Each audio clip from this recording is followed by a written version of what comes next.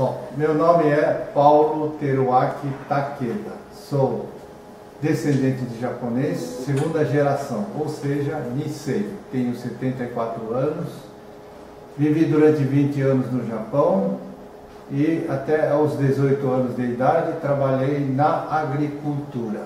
Bom, aqui é uma entidade chamada Museu Histórico da Imigração Japonesa. Eu vou dizer para vocês, em japonês, que seja bem-vindo ao nosso Museu Histórico da Imigração Japonesa no Brasil. Brasil Imin Shiryokan ni oide itadakimashite arigatou gozaimasu.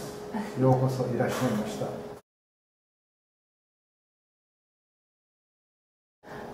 Bom, o valor da família é realmente grande. Como nós também brasileiros temos seus respeito a uma família, mas no Japão a família é uma coisa muito, vamos dizer assim, tem peso, né? Peso que eu digo em termos de consideração. Então, principalmente a família japonesa, por exemplo, os mais velhos, né? É quem vai sucedendo as atividades da família desde a geração anterior. Então, o mais velho tem missão de cuidar dos pais como naturalmente assim. O papel do homem normalmente é trabalhar e sustentar a família.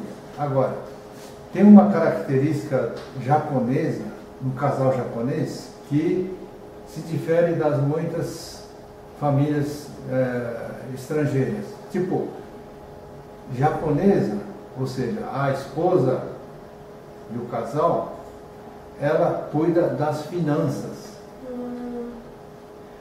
Isso é normal. Agora, evidentemente, tem casal que o marido controla as suas finanças, mas praxe a família, o casal japonês, a esposa cuidar das finanças. Sim, originalmente no Japão, os homens, os filhos, né, pode dizer assim, eles são mais cobrados para se formar, vamos dizer, como uma pessoa profissionalmente ou de qualquer forma, para se tornar útil à sociedade ou à família. Agora, as mulheres, filhas, por exemplo, desculpe, já tem menos, vamos dizer, menos cobrança, porque a cabeça dos pais fala, bom, você, mulher, filha, não precisa de se dedicar muito ao estudo, porque você futuramente vai ser esposa de uma família. Então não há necessidade de se instruir muito, porque quem vai te sustentar é o seu marido. Mas isso foi ao longo do tempo, mas ultimamente já esse conceito já mudou um pouco, porque existe muita separação, divórcio, etc. e tal. Então as mulheres também têm que se preparar para isso. Já então mudou um pouquinho o quadro da maneira como eles educam. Olha, na realidade, quando houve a imigração, né, ou seja, quando os japoneses vieram aqui, essa cultura procurou se manter, preservar. Mas, na medida que foi gerando a geração, segunda geração, terceira, então já está se perdendo o hábito, ou seja, a cultura propriamente dita do Japão. Agora, eu sou da segunda. Da primeira geração, por exemplo, ainda existem pessoas vivas, eles lamentam porque que a gente não consegue permanecer com essa cultura radical do Japão aqui no Brasil. Isso é uma questão lógica, né? Porque se você fica restrito àquela cultura japonesa, você vai se atrasando na evolução da sociedade. Então, para você conseguir se integrar na sociedade brasileira, você tem que acompanhar de toda a forma nesta sociedade no Brasil. Senão você não vai ter ascensão social.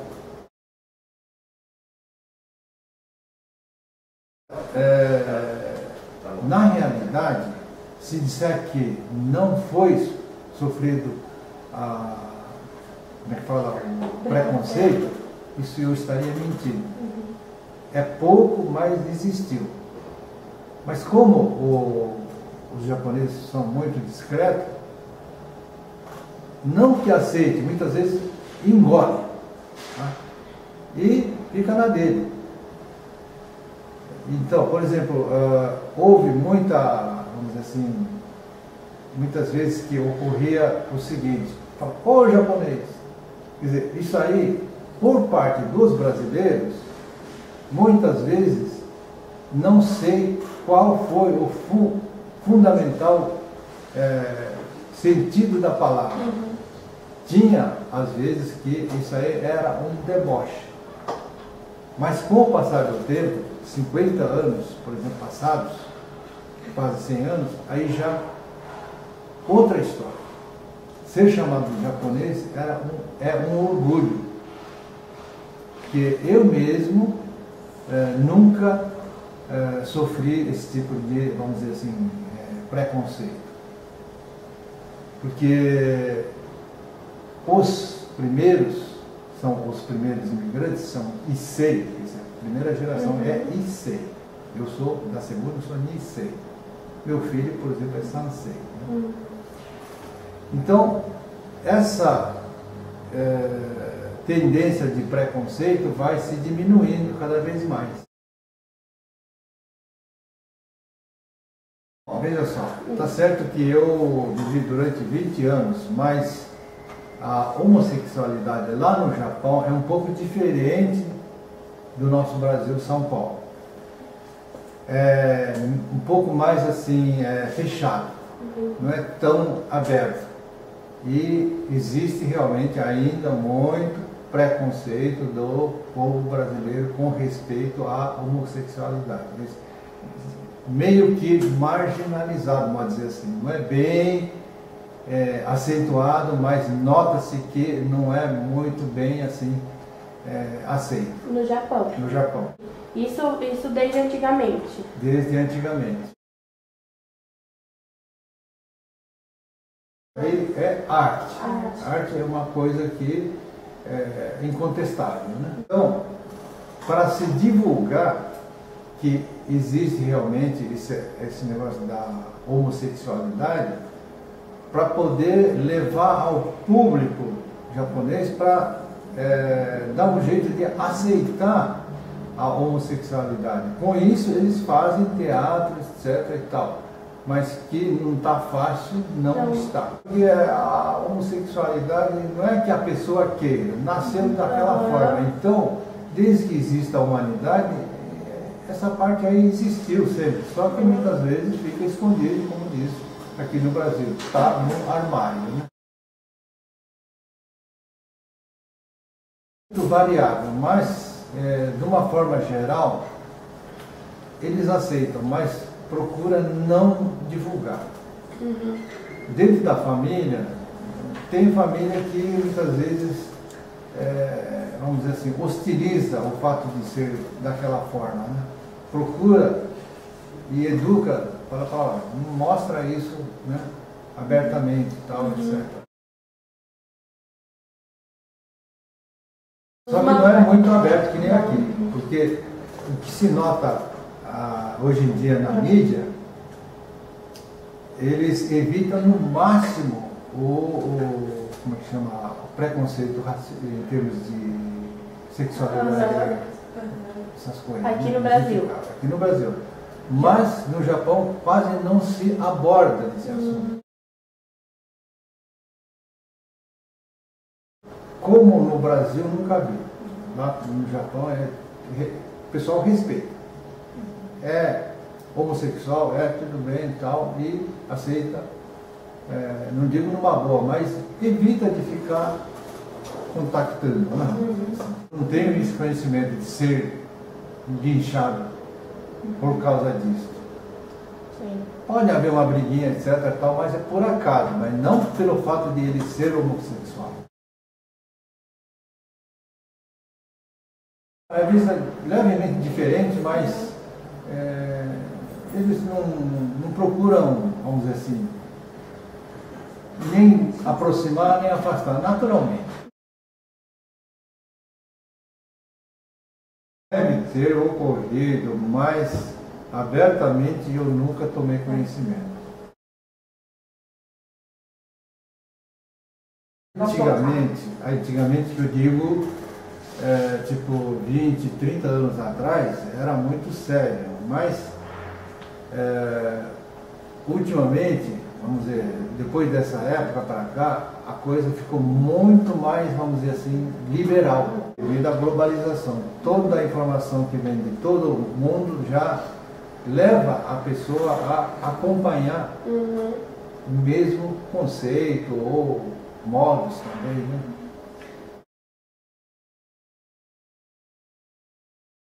Olha, a cultura japonesa é uma coisa que eu dou bastante valor. Respeitar os mais velhos, para começar, né? Respeitar os pais e dar valor a outras pessoas, né? Não falar mal. Existe aquele ditado, né? Boca fechada não entra mosca. Então, daí você não deve abrir a boca para falar mal, né?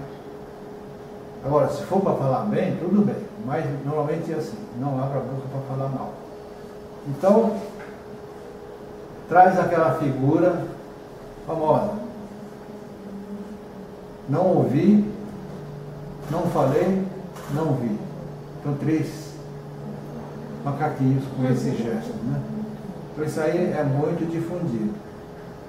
Tá? Agora, em termos de valor, eu acho que os japoneses, eles são, da maioria, a honestidade. E tanto é que aqui no Brasil, depois que houve a migração, etc. e tal, até um determinado tempo, uma época, por exemplo, aqui no Brasil, a gente tinha aquele termo assim que os japoneses recebiam aquela palavra famosa, japonês garantido. Sabe o que significa isso? É que os camponeses, por aí que nasceram, né? Que respeitavam muito os japoneses, porque eles eram dedicados, até hoje na agricultura, na profissão qualquer que seja, são muito dedicados. Então, eles procuram fazer o melhor possível, dando o máximo de si. E procura fazer de tal forma para ser confiado, adquirir confiança alheia. É por isso que surgiu essa palavra japonês garantido. Eu falo isso aí para os japoneses que vêm do Japão atualmente, porque eles perguntam o que significa isso. É o fruto da dedicação dos nossos imigrantes. Porque até uma determinada época nunca se viu um pedinte japonês esmola, né? Vamos dizer assim. Então isso era uma demonstração de que todo japonês era rico. Não, muito pelo contrário, eles trabalham e dá-se um jeito de adquirir o seu próprio sustento. Então falava-se que não existe japonês pobre, ouvi muito disso. Não é isso exatamente. Que eles têm orgulho, têm vergonha de ser, vamos dizer assim, pedir ajuda dos outros. É isso daí, ele tem orgulho de ser raça japonesa.